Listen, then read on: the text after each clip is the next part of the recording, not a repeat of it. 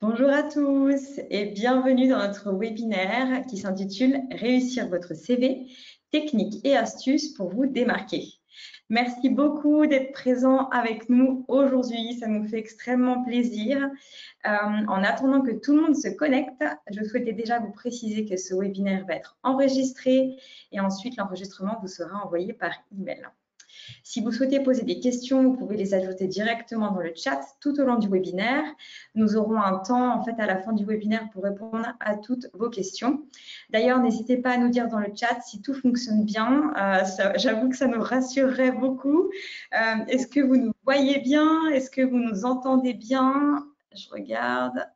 Si jamais vous arrivez à nous dire dans le chat, ce serait vraiment super. Ok, je vois que c'est tout bon, super. Merci pour vos retours, ça nous rassure, tout va bien, on peut commencer. Nous comprenons à quel point la recherche d'emploi peut vraiment être un défi. Si vous êtes actuellement à la recherche d'un emploi et n'avez pas de retour suite à vos candidatures, ou alors que vous souhaitez obtenir une promotion ou simplement améliorer votre CV existant, vous êtes au bon endroit. D'ailleurs, n'hésitez pas à nous dire dans le chat pourquoi vous avez besoin d'aide dans la rédaction de votre CV. Ça nous aidera aussi à comprendre qui participe, quels sont vos besoins et également aussi d'adapter notre contenu et ce qu'on va vous dire également à vos besoins. Donc, n'hésitez pas à écrire dans le chat si vous envoyez plein de CV mais vous n'avez pas de retour ou si vous voulez juste créer votre CV parce que vous voulez faire une promotion en interne dans votre entreprise. Enfin, voilà, ce genre de choses. N'hésitez pas à l'écrire dans le chat. Je lis tous vos commentaires et ça va vraiment nous aider. Alors aujourd'hui, nous allons aborder un sujet crucial dans votre recherche d'emploi, qui est la rédaction d'un CV efficace. En effet, le CV, c'est vraiment la première impression que vous donnez aux recruteurs quand vous envoyez des candidatures et il joue un rôle déterminant dans la réussite de votre candidature. Il est donc essentiel de savoir comment se démarquer parmi les candidats et à la fois captiver l'attention des recruteurs. On va vous donner plein de conseils avec Denise et d'astuces simples à appliquer rapidement et facilement. Je ne me suis pas présentée d'abord, je suis Mylène Bourg, je suis ravie d'être la modératrice de ce webinaire aujourd'hui et j'accompagne les chercheurs d'emploi à trouver le job de leur rêve via la plateforme jobup.ch, la plateforme d'emploi leader en Suisse romande. Juste un mot sur jobup.ch, c'est une plateforme en ligne qui permet d'accéder à de nombreuses offres d'emploi dans tous les secteurs d'activité, que vous soyez à la recherche d'un premier emploi, d'un stage, d'un emploi à temps partiel ou à temps complet. Jobup, c'est un outil qui est vraiment incontournable dans votre recherche d'emploi avec plein d'offres d'emploi adaptées à tous vos besoins. Alors aujourd'hui, je suis ravie d'accueillir Denise Duby. Bonjour Denise. Bonjour Mylène. Donc Denise, en quoi consiste ton métier de job coach? Est-ce que tu peux nous en dire un peu plus sur ton activité, ce que tu fais au sein de Labo CV, tout ça, tout ça. Je te laisse la parole. Avec grand plaisir, merci Mylène. Déjà, bonjour à tous, merci d'être si nombreux en cette matinée.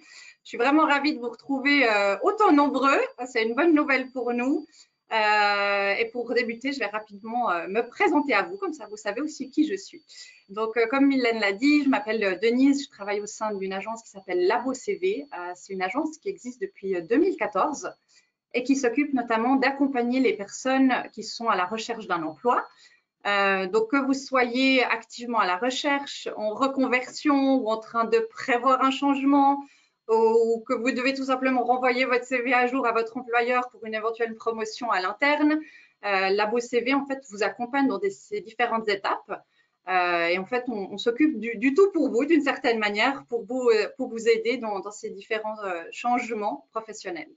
Donc, qu'est-ce qu'on fait concrètement? On rédige, mais on met également en page de manière attractive tant les CV que des lettres de motivation, qu'il s'agisse d'une offre spontanée ou d'une offre d'emploi bien spécifique pour laquelle vous souhaitez postuler.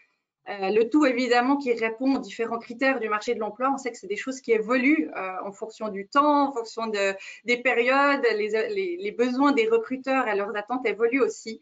Donc ça, on est conscient que c'est pas toujours évident de parfois remettre le pied à l'étrier quand ça fait un petit moment qu'on n'a pas cherché. Des fois, on se dit, mon Dieu, comment je vais faire le CV? On passe des heures devant son document. Donc, on est là pour vous aider dans ces démarches.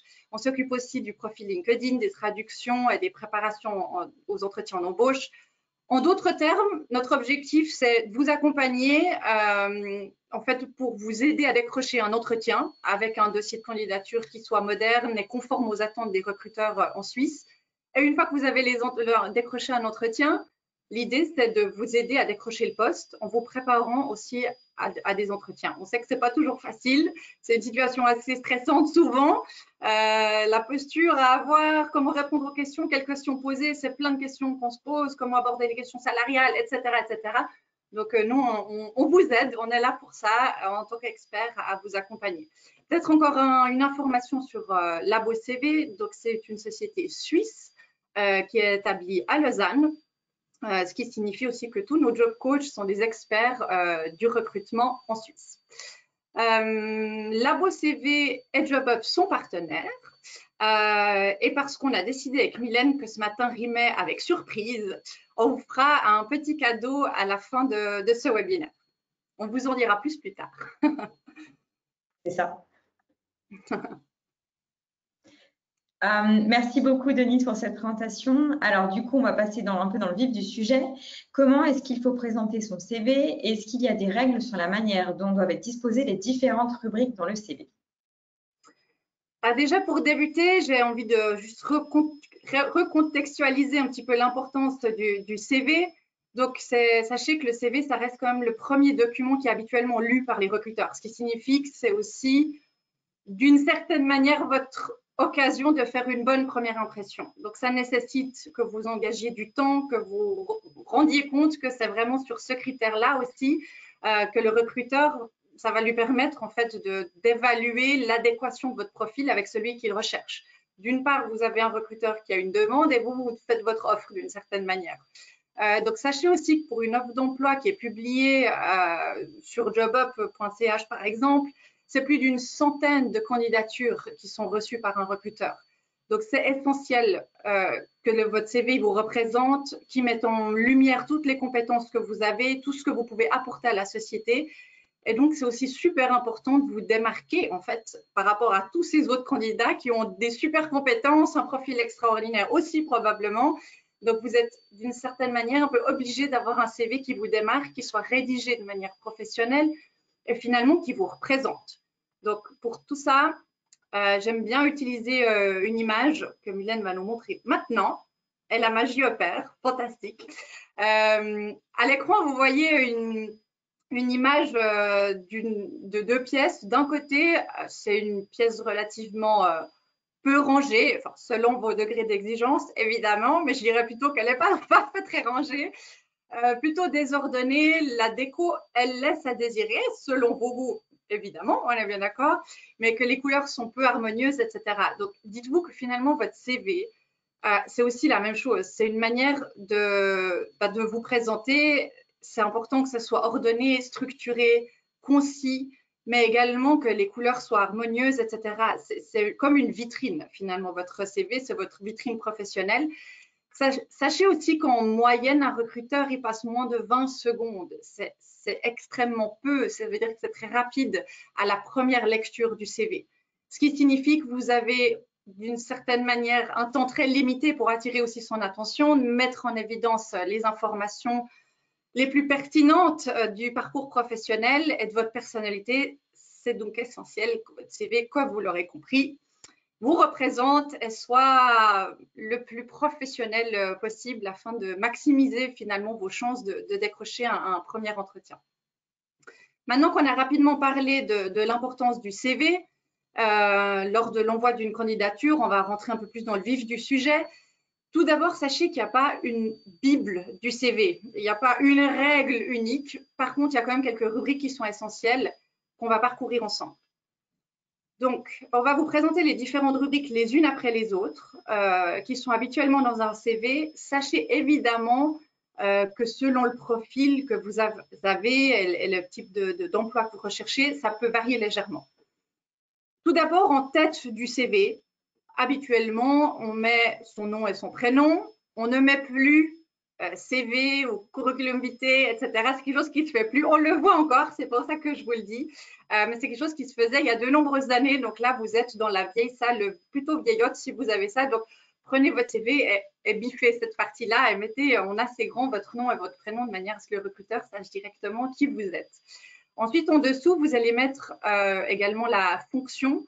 Donc, soit la fonction que vous avez actuellement dans votre poste, soit la fonction de celle du poste pour lequel vous souhaitez postuler. Donc, ça veut dire aussi que c'est un élément qui peut être personnalisé selon la candidature, selon la postulation que vous allez faire.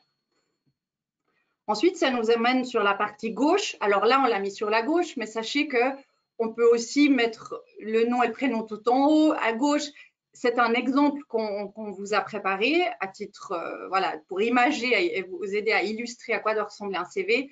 Après, c'est aussi important que vous y mettiez votre touche personnelle.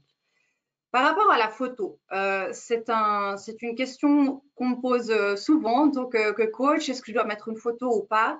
Moi, j'ai envie de vous dire, on évite déjà les selfies. Je vais vous dire ce qu'il faut éviter et que je vois encore régulièrement. Donc, les selfies, même si vous vous trouvez très agréable sur ces selfies, ça se voit que c'est un selfie, donc on va éviter. Pareil pour les photos à la plage, parce que vous avez un magnifique ton de teint de peau et que vous vous trouvez bien bronzé, on évite. La photo avec filtre, on évite aussi. La photo floue, vous l'aurez compris, on l'évite. La photo passeport, pièce d'identité, on évite aussi. Pourquoi? Parce que la photo qui est habituellement sur un CV, c'est une photo, comme vous l'aurez compris, de qualité professionnelle, donc pas floutée, de bonne résolution, où vous dégagez quand même un petit sourire. L'idée, c'est que ça donne envie aux recruteurs de vous engager, de vous rencontrer et que ça dégage en fait toute la personne que vous êtes, tout ça sur un fond neutre, idéalement avec le regard vers à l'intérieur du CV ou de face, par exemple.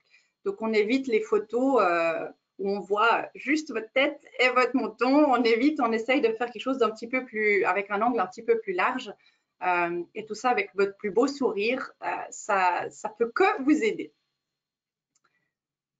Ensuite, on arrive aux informations de contact. Donc, contact, mais on peut aussi l'appeler coordonnées ou à mon sujet. Ça, il n'y a pas de règle unique, comme je vous le disais. On va déjà mentionner votre adresse email. Et là, prêtez attention à l'adresse email que vous allez mentionner. Pourquoi je vous dis ça? Les recruteurs apprécient des adresses email de qualité professionnelle, c'est-à-dire idéalement prénom, point nom, voilà, les différents services de messagerie qui existent. Ça, c'est vivement recommandé. Évitez aussi de mettre 2 adresses mail. C'est pas au recruteur de choisir sur quelle adresse mail il va vous contacter. Ensuite, le numéro de téléphone, très important. De nouveau, un numéro de téléphone, le numéro sur lequel vous serez le plus facilement joignable. Je vois encore des personnes qui mettent 2 numéros, le professionnel et le privé, ou le fixe. On évite à nouveau un numéro. On évite de mettre 2 numéros, toujours un numéro. C'est vivement souhaité, évidemment, un numéro. Vous allez maximiser les chances de répondre à un potentiel recruteur qui va vous contacter. Ensuite, on va également mentionner l'adresse.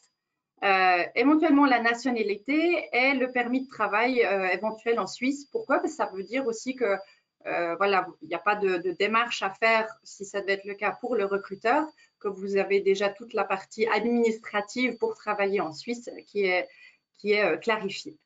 Ensuite, vous pouvez aussi noter si c'est relevant, si vous avez un permis de travail et éventuellement une voiture à disposition. C'est pas toujours relevant, ça c'est à juger en fonction du poste, en fonction aussi de l'emplacement de votre futur employeur. S'il n'est pas sur une ligne de transport et que ça peut être un petit peu difficile de rejoindre cette entreprise avec les transports publics, c'est un plus. Pareil si vous êtes mené à vous déplacer, etc. Donc ça peut être un élément qui peut être de nouveau ajusté en fonction de la candidature. Ce qui nous emmène ensuite à la rubrique des langues. La rubrique des langues, ce n'est pas une rubrique qui est dans tous les CV, mais en Suisse, avec nos 4 langues nationales, comment faire compliqué quand on est un petit pays déjà, donc on se complique la vie et on a plein de langues nationales en Suisse. Donc, c'est clair que si vous parlez plusieurs langues, c'est un élément à mettre en évidence. Pensez bien toujours à mettre en évidence de la manière suivante, c'est-à-dire que vous allez mettre du plus maîtrisé au moins maîtrisé. Donc la langue, en général, on commence par la langue maternelle et ensuite les langues apprises, etc. On évite aussi de mentionner le niveau avec des qualificatifs, je dirais, relativement flous, c'est-à-dire bon niveau ou courant. On peut le mettre, mais toutefois, il faudra toujours rajouter la mention selon l'échelle européenne des niveaux de langue. Donc, je vous donne un exemple. C'est-à-dire que si le français est votre langue maternelle, vous allez noter français, 2 points, langue maternelle. Relativement simple, on est d'accord jusque-là. Si par exemple, vous communiquez, vous utilisez l'anglais de manière régulière au travail, ce sera anglais, 2 points, courant, pourquoi pas, de le mentionner. Et ce qui est super important ici, ça sera de noter justement l'échelle européenne des niveaux de langue. Donc, pour ceux qui ne savent peut-être pas ce que c'est l'échelle qui va de A1 à C2. C'est-à-dire que c'est une échelle européenne, comme son nom l'indique, qui permet de classifier d'une certaine manière le niveau que vous avez et ça permet en fait à tout le monde, dont le recruteur évidemment, de comprendre quel niveau vous avez et tout le monde a le même niveau de compréhension. Donc par exemple, ce serait anglais, 2 points, courant, en parenthèse, C1 par exemple. C1 étant un niveau relativement avancé au niveau de l'anglais. Si vous parlez l'espagnol, l'italien, le portugais, que sais-je, vous allez mettre niveau intermédiaire ou notion de base, toujours suivi de cette mention au niveau de l'échelle européenne de niveau de langue. Je vous partage une petite anecdote ici. Lors d'un entretien, une fois j'ai eu un candidat qui a mis sur son CV anglais courant. Donc, en tant que personne chargée du recrutement, je lui ai posé une question en anglais. Et j'ai bien vu qu'en fait, cette question a été très compliquée à répondre pour le candidat. L'objectif, sachez qu'en tant que recruteur, c'est pas de vous mettre dans des situations compliquées et de vous, voilà, qu'on sente que vous vous décomposiez face à nous. Donc, c'est vrai faites bien attention à ça parce que ça peut prêter à ces sujets à interprétation quand on mentionne un qualitatif de manière assez vague. Donc, soyez honnête aussi avec votre niveau. Sachez que le CV, c'est aussi un document de base pour l'entretien d'embauche. Donc, le recruteur va s'y référer pour poser les différentes questions, etc. Donc, ça, soyez le plus transparent possible par rapport à vos langues. Ça nous emmène à la catégorie suivante qui est l'informatique. Donc là, évidemment, c'est une rubrique qui fait sens pour des personnes qui travaillent plutôt dans l'administration. Si vous êtes dans un univers plutôt, voilà, vous êtes une personne qui exerce un métier manuel, ça ne fera pas forcément sens de le mentionner. Par contre, si vous êtes informaticien, s'il y a des informaticiens parmi nous ce matin, je vous encourage aussi à détailler davantage cette section avec notamment les langages de programmation, etc. Pour les personnes qui ne sont ni dans l'informatique et qui sont, je dirais, dans l'administration, l'idée ici est de mentionner les logiciels, les outils informatiques que vous utilisez. Pas obligé de mettre le niveau. Ici, on peut mentionner uniquement le nom du logiciel. Pourquoi? Parce que ça va permettre aux recruteurs d'être d'une manière rassurée si vous travaillez quotidiennement, je ne sais pas, sur Excel ou sur un logiciel qui s'appelle SAP, que de grandes entreprises ont l'habitude d'utiliser, par exemple. C'est un plus pour le recruteur de se dire il maîtrise déjà cet outil. Ça veut aussi dire que l'apprentissage sera relativement rapide au niveau de la gestion informatique. Et ensuite, on arrive à la rubrique des centres d'intérêt qu'on peut aussi appeler hobby par exemple ou loisirs, qu'importe. À nouveau, c'est une rubrique qui n'est pas obligatoire. Au sein de la pause CV, c'est une rubrique qu'on recommande. Pourquoi? Parce que c'est aussi une rubrique qui permet de démontrer une facette de votre personnalité et des choses que vous faites en dehors de votre travail, qui peut permettre de montrer votre côté créatif si vous avez des loisirs créatifs, si vous faites de la peinture ou que sais-je. Ça peut aussi démontrer, selon le sport que vous faites, que vous avez un état d'esprit, voilà, l'esprit d'équipe, que vous connaissez aussi la défaite, vous connaissez les règles à appliquer en équipe, etc., etc. Peut-être une mini anecdote à nouveau à ce sujet. Beaucoup de gens me disent, mais je ne vois pas l'intérêt que ça apporte finalement de dire qu'est-ce que je fais en dehors de mon travail. Eh bien, figurez-vous que assez récemment, j'ai encore eu un entretien d'embauche avec un de mes collègues. On était deux. Et mon collègue, quelqu'un qui fait beaucoup de marathons, et le candidat avait également mentionné qu'il faisait des marathons. Et c'était une manière assez sympathique finalement d'entrer en matière lors de l'entretien d'embauche, de pouvoir parler aussi d'autres choses au final que de uniquement des compétences, et ça permet de détendre un petit peu l'atmosphère et de discuter quels ont été les entraînements qui ont été faits, quelle est la prochaine course, etc. Et c'est vrai que ça permet d'accueillir aussi le candidat dans un contexte un petit peu plus léger parfois et d'échanger. Et parfois, il y a même des clubs de course au sein de l'entreprise, etc. Donc, c'est toujours une manière intéressante de vous présenter sous un autre axe finalement. Peut-être encore un élément au niveau des centres d'intérêt, évitez de mentionner gastronomie, musique et lecture. Même si c'est quelque chose que vous faites, je vous encourage à aller un petit peu plus en détail. C'est-à-dire que si vous aimez la lecture, mettez le type de lecture que vous appréciez. Si vous aimez la gastronomie, je le comprends complètement, mais mettez le type de plat que vous aimez cuisiner ou le type de plat que vous aimez déguster, etc., etc. Le sport, pareil. Mettez, si vous êtes dans un club ou que vous êtes capitaine d'une équipe ou que sais-je, que vous êtes membre, mettez-le. Ça permet aussi aux recruteurs de mieux comprendre ce que vous faites et de nouveau de pouvoir rebondir sur ces quelques informations. On arrive à la rubrique profil. Donc ça, c'est une rubrique qui est super importante. On va ici mettre, elle peut s'appeler profil, elle peut s'appeler compétences clés. Il n'y a pas de, c'est pas le titre qui sera le plus important, mais c'est ici une rubrique dans laquelle vous allez pouvoir mentionner les raisons pour lesquelles vous êtes le bon candidat. D'une certaine manière, c'est un peu l'intro du CV, où vous allez mettre toutes les compétences, qu'elles soient techniques, opérationnelles, stratégiques ou encore vos compétences interpersonnelles, en d'autres termes, votre savoir-être. Vous allez pouvoir en fait dire pourquoi vous êtes la bonne personne pour ce poste. Donc, qu'est-ce que ça veut dire? Ça veut aussi dire que cette rubrique-là, cette section, elle va devoir être personnalisée selon le poste auquel vous allez postuler. Vous ne pouvez pas envoyer le même profil, le même contenu pour 3 ou 4 postes différents. Donc, c'est vraiment un élément super important. Je vais vous donner quelques exemples pour mieux imager qu'est-ce qu'on peut mettre dans cette section. Donc, par exemple, un aide comptable, on va noter qu'il a de solides connaissances en analyse des données financières, par exemple, et en préparation des rapports financiers. Un informaticien, par exemple, on va noter qu'il a des connaissances avérées en support technique de niveau 1 et 2, si ça devait être le cas, etc. Pourquoi? Parce qu'un informaticien, c'est large. Il peut s'occuper de différents aspects au niveau de l'informatique et c'est comme ça pour tous les secteurs d'activité. Un vendeur, on va mettre qu'il a expertise en technique de vente, par exemple, qu'il est très à l'aise en prospection, en négociation. Parce qu'un vendeur n'est pas forcément, ils ne font pas tous de la prospection. Certains, ils font uniquement de la fidélisation clientèle et de la gestion de clients et de la vente à un portefeuille existant, etc. En termes de compétences interpersonnelles, quelques exemples aussi pour vous donner pour imager mes propos. Donc, ce serait par exemple des capacités à prendre des décisions, l'esprit d'initiative, le sens de la discrétion et de la confidentialité si vous êtes par exemple dans un domaine tel que les ressources humaines ou vous êtes dans les finances avec des données qui peuvent être sensibles au niveau du traitement de ces données, l'esprit d'analyse, etc., etc.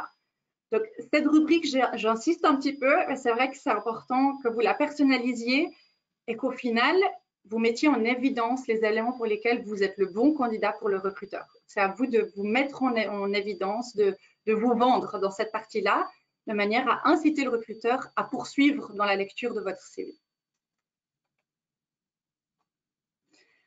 Ensuite, on arrive aux expériences. Les expériences, donc ça va vraiment être l'endroit où vous allez présenter votre parcours professionnel et que vous allez mettre en évidence vos expériences. Déjà, une règle d'or pour cette partie, c'est que c'est toujours dans l'ordre antichronologique. Antichronologique, c'est-à-dire du plus récent au plus ancien. On va toujours noter le poste que l'on occupe actuellement, ou le dernier poste occupé en premier. Donc, vous allez noter votre fonction, les dates, idéalement mois, année, et le nom de l'employeur. Et ensuite, vous allez mettre une description relativement détaillée des responsabilités, des tâches que vous avez pu réaliser de manière relativement concise, de manière à ce qu'on comprenne ce que vous faites. Un assistant socio-éducatif dans un EMS ne fait pas les mêmes tâches qu'un assistant socio-éducatif dans une crèche, par exemple. Donc, c'est important que le recruteur comprenne bien votre quotidien, les tâches auxquelles vous êtes mené les tâches que vous devez faire au quotidien. Je vous conseille aussi de débuter chaque fois avec un verbe d'action, réaliser, établir, gérer, ou chaque fois avec un nom, gestion, coordination, etc. Donc, on va on va à chaque fois utiliser la même manière de débuter, soit par un nom, soit par un verbe. Et ensuite, un élément ici qui est aussi important, que dans beaucoup de CV qu'on reçoit, ne figure pas cette partie-là. C'est une partie qui est importante, surtout pour des postes où on peut chiffrer quelques éléments. Je m'explique. Si c'est possible, ce serait super d'inclure des éléments qui sont quantifiables, en fait, pour illustrer tout ce que vous avez pu réaliser avec des chiffres, des pourcentages, des budgets gérés, pourquoi pas, si vous êtes dans l'administration, des objectifs atteints, etc. On va éviter de mettre des données confidentielles de l'entreprise, évidemment. On va, par exemple, mettre pour un responsable commercial l'acquisition de 20 nouveaux clients et que ces 20 nouveaux clients ont généré, par exemple, 6% d'augmentation du chiffre d'affaires, par exemple. Pour un logisticien, à titre d'exemple, on va pouvoir dire qu'il a fait, je sais pas, une réduction des coûts de livraison de 15%, par exemple, en ayant mis en place un nouveau partenariat. Une assistante médicale, pour un dernier exemple, l'implémentation d'un nouveau logiciel informatique pour la prise de rendez-vous en ligne et ça a réduit le nombre d'appels de X%, par exemple. Ça démontre de manière chiffrée ce que vous avez pu réaliser et ça rassure aussi finalement le recruteur sur ce que vous avez pu apporter à l'entreprise. Donc, n'hésitez pas à être assez détaillé, à être assez précis dans tout ce que vous avez pu faire. Et ne soyez pas trop humble. Exprimez tout ce que vous avez fait. Sortez le vendeur en vous. Et exprimez ce côté vendeur, même que je sais à quel point ça peut être très difficile quand on fait son CV soi-même. Ça nous emmène à la rubrique de la formation. Donc, dans cette rubrique-là, on va mentionner les diplômes, les attestations, les certificats que vous avez pu obtenir, avec toujours le nom du diplôme, évidemment, mais aussi l'institut formateur et idéalement les dates d'obtention du certificat ou de l'attestation, ou éventuellement date de début, date de fin, de manière à ce qu'on puisse aussi voir la durée de cette formation. Pensez bien à ajouter les formations internes que vous avez pu faire en entreprise, tout ce qui peut être pertinent en fait pour la candidature que vous allez faire. Et n'hésitez pas, ça c'est un conseil un petit peu annexe que je vais vous donner par rapport purement au CV. N'hésitez pas vraiment à vous former. Il y a une multitude de formations en ligne maintenant. Ça plaît beaucoup aux recruteurs de savoir que vous êtes à jour, que vous êtes informé sur les dernières tendances, que vous avez fait une formation technique, une mise à jour d'un certificat, que vous êtes, si vous êtes dans le marketing par exemple, une nouvelle formation pour être bien à jour au niveau du digital par exemple. Dans tous les secteurs d'activité, il existe des formations que vous pouvez faire, mais ça peut être des formations en lien avec vos compétences plus personnelles, prise de parole en public, gestion de ses émotions, qu'importe, mais c'est des formations que je vous encourage à faire. Il y a un choix incroyable de nos jours de formation, donc ça c'est un petit conseil que je voulais vous donner ce matin ensemble. Voilà, ça vous a permis d'avoir une première vue d'ensemble des différentes rubriques qu'un CV devrait contenir, tout en sachant voilà, que selon le profil, selon le domaine d'expertise, selon la position aussi que vous avez dans l'entreprise, ça peut varier un petit peu, évidemment. Merci beaucoup, Denise, pour tous ces conseils et puis du coup, cette vue d'ensemble. Ce que je te propose maintenant, c'est qu'on passe de la théorie au concret avec un exemple, l'exemple de Lucie Marchand, qui est spécialiste en marketing digital. Donc, en fait, c'est vraiment la même structure que précédemment, mais mis avec, avec du concret, en fait. Absolument, absolument. L'idée ici, c'était de vous montrer un exemple. Finalement, on a passé un peu de la… Voilà, vous avez vu théoriquement ce qu'on vous suggère de faire, les conseils qu'on peut vous donner pour vous démarquer et finalement taper dans l'œil du recruteur avec votre CV, qu'il a envie de vous rencontrer pour un premier entretien. Donc là, vous voyez un exemple qui a été réalisé à titre d'exemple, bien évidemment. Mais vous voyez, voilà, il y a une photo de qualité professionnelle avec un léger sourire, le regard à l'intérieur, comme je vous le disais, avec en grand son prénom, son nom. En dessous, on voit exactement dans quel secteur d'activité elle est. Donc là, c'est une spécialiste en marketing digital. Et ensuite, dans le profil, on va voir les compétences clés qu'elle a. Et notre chère Lucie va devoir adapter cette rubrique profil à chaque fois pour les différentes candidatures qu'elle va faire. Et après, vous voyez, là, on a noté la rubrique à mon sujet avec les différentes données. On a mis aussi sa date de naissance, sa nationalité. En l'occurrence, elle a un permis voiture, une voiture, etc. Informatique, les intérêts. Et là, vous voyez aussi les références. Ça, on n'en a pas parlé peut-être avant, donc juste un commentaire. Les références, vous n'êtes pas obligé de les mettre, mais là, vous voyez qu'on a mis disponible sur demande. Si vous avez des questions à ce sujet, n'hésitez pas à les poser dans le chat, évidemment. On se fera un plaisir d'y répondre. Donc là, vous voyez en fait un CV qui a été réalisé au niveau rédactionnel, mais vous voyez aussi que la mise en page est un élément super important. Vous devez taper à l'œil de ce fameux recruteur, qu'il soit homme ou femme, qu'importe, avec aussi une mise en page qui donne envie.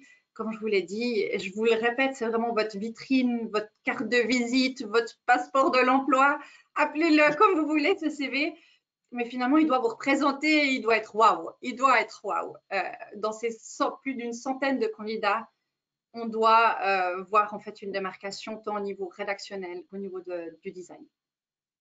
J'ai adoré le passeport de l'emploi, c'est vraiment ça, c'est pas juste un document Word avec du texte, et c'est vraiment votre passeport pour décrocher en fait vraiment le job de vos rêves et vous décrire au mieux qui vous êtes sur un papier en fait.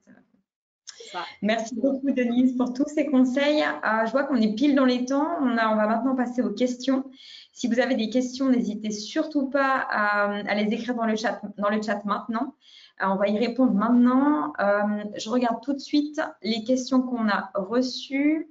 Alors, la première que je vois, c'est faut-il mettre une photo sur son CV?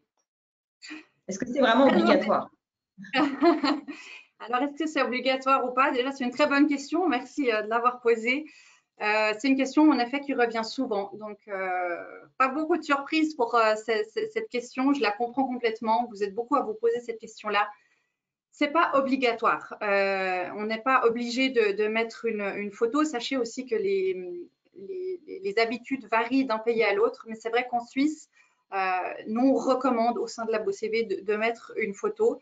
Ça rend votre CV humain. Ça démontre aussi voilà, une part de votre personnalité. On n'est pas là pour juger votre photo, belle, pas belle, etc. On n'est pas du tout là-dedans. Ça permet tout simplement de démontrer voilà, la belle personne que vous êtes, de le rendre humain et pour autant qu'elle soit professionnelle. Si vous n'avez pas une photo de qualité professionnelle, je vous encourage à peut-être pas en mettre. Et faites aussi bien attention dans certains cas, vous voyez au bas de l'offre d'emploi qui demande CV avec photo. Donc là, jouez le jeu, mettez vraiment la photo, même si ça vous coûte un petit peu, mettez toutes les chances de vos côtés de mettre une photo sur votre CV, quitte à ce que vous ayez deux versions, pourquoi pas, une avec photo, une sans photo, et voilà, vous pouvez l'envoyer lorsque c'est exigé uniquement, si vous ne vous sentez pas à l'aise de la mettre. Mais sachez qu'il n'y a pas de règle unique. C'est une recommandation qu'on fait, d'autant plus pour les personnes qui sont en contact avec la clientèle ou qui sont menées à représenter l'entreprise. C'est toujours un plus d'avoir une photo. Absolument. Merci Denise. J'ai reçu une autre question hyper intéressante, on n'en a pas parlé en plus. Est-il nécessaire de condenser pour n'avoir qu'une seule page? Ou est-ce qu'on peut par exemple avoir son CV sur 2 pages et ou plus? Oui. Alors, disons que j'entends souvent les personnes qui me disent alors j'ai tout mis sur une page et le document est écrit tout petit parce qu'on a essayé de condenser 15 ans d'expérience, voire même plus, sur une page. Sachez que c'est tout à fait usuel et commun d'avoir un CV qui va jusqu'à 2 pages. Pour autant, je dirais que vous ayez plus de 10 ans d'expérience professionnelle. Ça ne se justifie pas forcément si vous avez moins de 10 ans d'années d'expérience dans le cadre professionnel. Par contre, si vous avez plus de 10 ans, il n'y a rien de choquant à avoir un CV sur 2 pages maximum. L'idée est vraiment qu'on mette en évidence les éléments clés peut-être sur la première page et que la suite est uniquement peut-être plus les compétences informatiques ou les expériences qui datent de plus de 10 ans. L'idée, c'est vraiment qu'il y ait le tout sur la première page et la seconde, c'est uniquement quand on aura réussi à susciter l'intérêt du recruteur pour poursuivre la lecture. Donc, je dirais entre 1 et 2 pages grand maximum. Ouais, tout à fait. Ok, super. J'ai reçu également une autre question. Est-ce qu'il faut mettre son âge sur son CV? Très, très bonne question.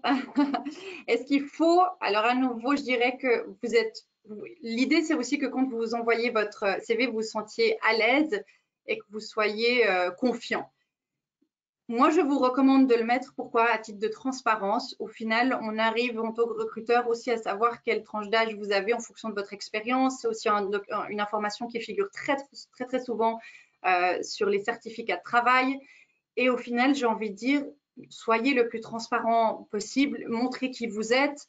N'ayez pas honte de la personne que vous êtes. Finalement, vous avez l'âge que vous avez. Lors de la signature de contrat, on vous demande de toute manière toutes les indications par rapport à vos données, copie des pièces d'identité, etc. Donc, c'est vrai que parfois, j'entends des personnes qui disent oui, mais moi, je suis soit une jeune femme et j'ai peur que mon employeur se dise que j'aurai peut-être des enfants, ou dans un cas autre, mon âge peut-être ne justifie pas le niveau de poste que j'ai envie d'avoir. J'aimerais pas que ça soit un frein, ou j'arrive gentiment à un âge que j'estime avancé et je crains que c'est un frein, que ce soit un frein dans le processus de recrutement. Au final, soyez tel que vous êtes. Si on vous juge sur votre âge, eh ben, le recruteur, il a un regard un petit peu biaisé peut-être et pas juste. Donc, je dirais, soyez honnête, montrez qui vous êtes. Et au final, nous avons aussi besoin en tant que recruteur de personnes plus jeunes qui amènent la fraîcheur, d'autres personnes qui ont un niveau de seniorité plus avancé et qui apportent aussi plus de structure, plus de compétences. Donc, je dirais, moi, je vous encourage à mettre votre âge sur le CV. Tout à fait. Merci Denise. Alors, on a beaucoup parlé du CV.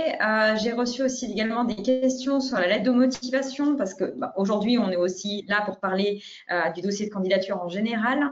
Est-ce qu'il faut encore écrire une lettre de motivation? Est-ce que les recruteurs les lisent encore?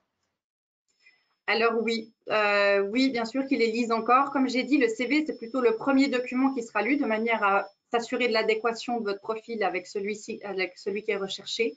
Et ensuite, si vous avez réussi de manière à susciter l'intérêt et qu'il y a un match au niveau des attentes et de ce que vous pouvez apporter comme compétences, très souvent, la lettre va être lue, oui. Et ça permet surtout, en fait, c'est aussi de nouveau une manière de vous démarquer. Si vous envoyez une lettre pour envoyer une lettre, non, ne le faites pas. Par contre, si vous faites l'effort de faire une lettre personnalisée dans laquelle vous allez expliquer quelles sont les compétences que vous pouvez apporter au sein de cette entreprise, pourquoi vous souhaitez travailler au sein de cette entreprise, qu'est-ce qui vous plaît, si c'est une reconversion finalement, pourquoi vous souhaitez vous réorienter et donner un nouveau cap à votre carrière. Donc oui, pour autant qu'elle soit personnalisée. C'est essentiel. Et effectivement, nous, chez JobUp, on a réalisé une étude également en avril 2023, donc une étude qui est vraiment très récente.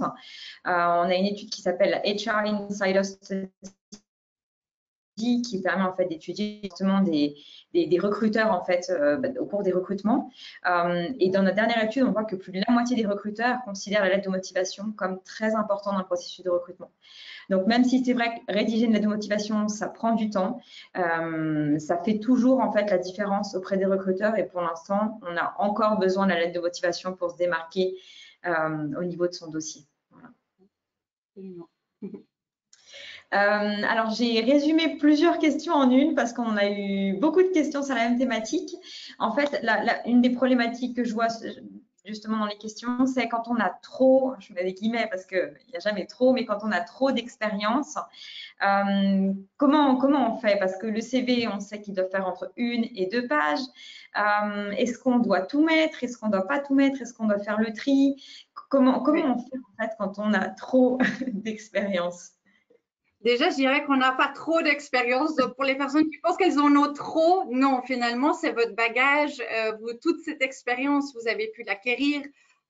Et tout ça, ça fait de vous la personne que vous êtes aujourd'hui. Donc, il n'y a pas de trop d'expérience déjà. Si vous avez, je dirais, une longue expérience, c'est-à-dire que vous avez peut-être plus de, je sais pas, 15, 20 ans ou même plus de 10 ans et que vous avez pu travailler au sein de différentes sociétés, vous avez pu comprendre le mécanisme de plusieurs fonctionnements d'entreprise, vous avez pu occuper différents types de fonctions, etc.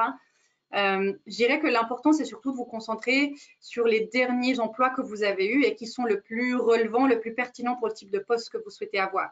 On ne va pas détailler des postes que vous avez occupés il y a 15 ans alors qu'à ce jour, ce n'est plus du tout relevant pour le type de poste que vous souhaitez. Donc, ça permet déjà de réduire un petit peu la longueur du CV. Donc, vous allez garder sur le CV le fait que vous avez travaillé dans une fonction de X ou Y auprès de l'employeur XY de telle date à telle date. Par contre, vous n'allez pas forcément mentionner toutes les tâches que vous avez faites il y a 15 ans. Ce n'est pas relevant, mais ça fait beaucoup de lecture. Donc, on va surtout mettre en évidence les choses que vous pouvez apporter dans le profil, comme je disais tout à l'heure, et vous concentrer sur les 5, 6, 7, peut-être 10 maximum dernières années, selon le profil, selon la durée que vous avez eue au sein des différentes fonctions.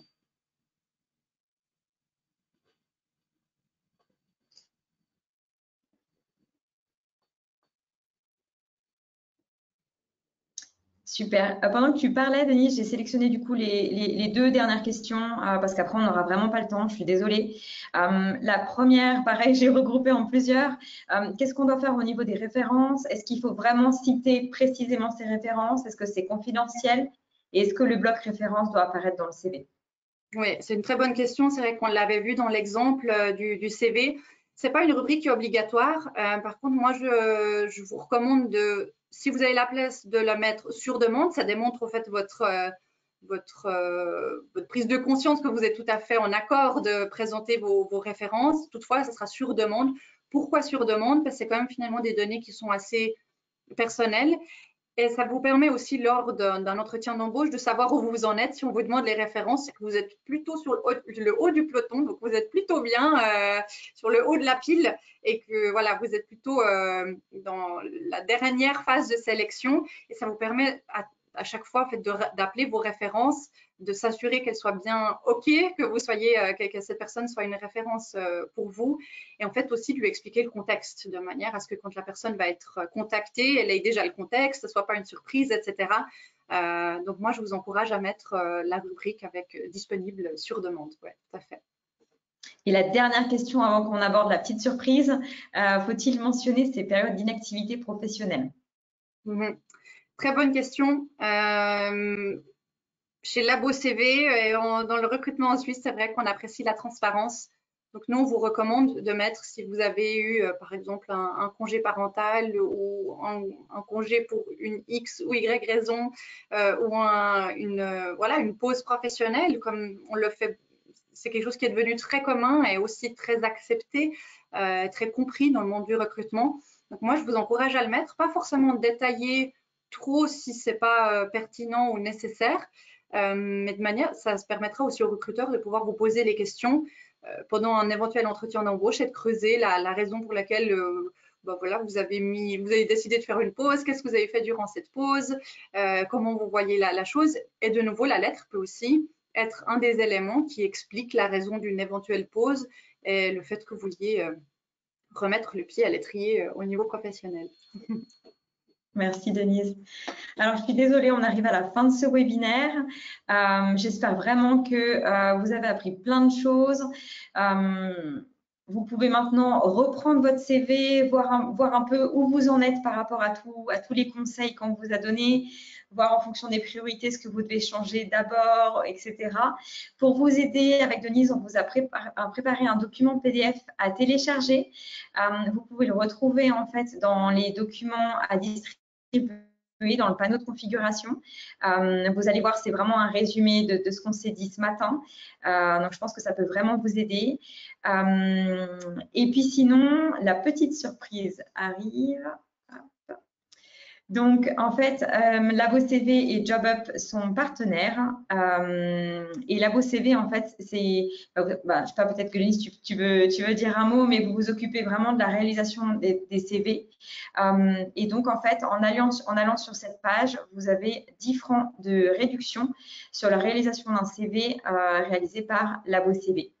Voilà, je ne sais pas, Denis, si tu veux rajouter également un mot. Dans le chat, je vous mets également un lien. Vous pouvez vous rendre sur cette page et vous aurez le code de réduction spécial JobUp avec les 10 francs de réduction qui vont s'appliquer directement. Exactement. Donc oui, on est, comme je vous l'ai dit en introduction, on s'occupe avec plaisir de la réalisation de votre CV de manière à ce que voilà, il soit professionnel, conforme aux attentes des recruteurs, et ça vous permet vraiment d'augmenter vos chances aussi de décrocher un entretien d'embauche. Donc, n'hésitez pas à nous contacter par téléphone, par mail, d'aller jeter un œil sur le site, et on est avec plaisir à votre disposition. Si on peut vous aider, on le fera avec grand plaisir. On espère en tout cas qu'entre les conseils dans le webinaire, le PDF que vous pouvez télécharger et également les différentes réductions, si vous souhaitez que la CV réalise votre CV pour vous, là, je pense que vous avez toutes les clés en main pour vraiment réussir votre CV et puis trouver vraiment le job de vos rêves. Et puis également, vous pouvez aller sur jobup.ch pour regarder toutes les offres qu'on a en ligne et puis postuler aux offres qui vous plaisent. C'est le moment de se quitter. On vous souhaite plein de succès dans vos démarches. Ne vous découragez pas. On sait que ça, des fois, c'est pas évident. Mais avec un super CV, vous allez y arriver. Voilà. On espère vous revoir très vite. Merci à tous pour votre participation ce matin. Et comme Mylène l'a dit, gardez confiance en vous. On sait à quel point des fois le chemin peut être un petit peu endurant.